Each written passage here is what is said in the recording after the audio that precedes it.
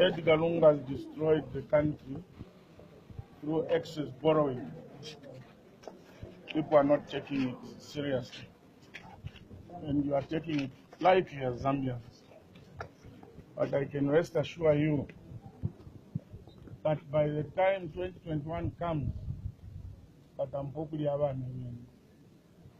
how can a reasonable government come up with this stupid and useless internet charge of 13 way? How? You see, when you have a government that doesn't think before they talk, they will always lead you into temptation. First and foremost, when you are using data, when you are using internet, you have to buy data. To buy data, you have to buy talk time. On talk time, there is excise duty. On talk time, there is VAT, and there is a levy. Now, how can a reasonable government be double taxing its citizens? It's because the government is broke. They have overborrowed. The debt now remains at $15 billion US. Now they have to look for all avenues to make money. And I've been warning the Zambian people that watch the space. First, they'll follow your cabins. They come to charge you withholding tax on rentals on your cabins. Now they have gone for data, internet. This government has failed. Please, Zambians, wake up. Get upset. Enough is enough. Next day, there will be a toilet levy. Next day. Watch the space. They will charge you for going to the toilet.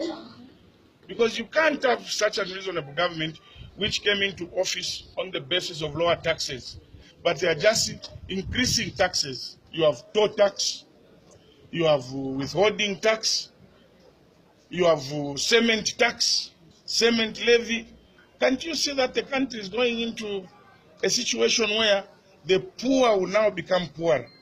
In this country, everything since President Edgar Lungu came into office has been increased except salaries. So the little salaries that you have to pay as UN, you have to pay NAPSA, you have to pay levy for your unions. Now, when you go into the shops, VAT, now you have to pay that. Wake up. This Lungu Chimbino plan. It's up to you people to start seeing these things. Otherwise, and there is no government in the world where you find a presidential aide goes on TV to talk about policy. What kind of a government is it? The job of policy is the job of the Minister of Information. Only ministers have the right to talk about policy. The presidential aide's job is just to communicate what the president has said in a meeting that they have with the general public. But today we are seeing Amos Chanda going on the TV talking about national policy. What nonsense. And that boy Amos, let me warn you, stop being truant and answering people out of the path. It is time that you accept that the issue of sending away Kandeo Betty is an issue that even the international community has been surprised, because Zambia has been known as an oasis of peace to receive refugees. How can you brush over that issue and say, no, he was not in danger? You know what politicians do. You date politicians do. You are saying the man was not out of... Do you know what they've done to him when he was in detention? Probably 10 years from now, he has been given die slowly. So what are you talking about? You must behave like a country that has got rules and a country that has signed up to international treaties.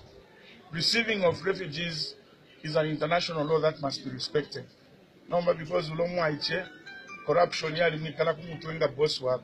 he thinks everything is great for the Zambians. I feel sorry for you, Zambians. And your comments on the procurement of the vehicles? Yeah, I've told you, they are not consistent. They said they are going on to austerity measures. Have you ever seen a minister who walks? All of them have got vehicles. What is wrong with the vehicles that they have for them to go and buy new vehicles? It's because from that procurement, so buying those vehicles is a bad idea at the time that we have austerity measures. And I think by and large, Boy Lungu, I think, just have to resign. Now, feel what? It's only a wound, but because you want to go off, that's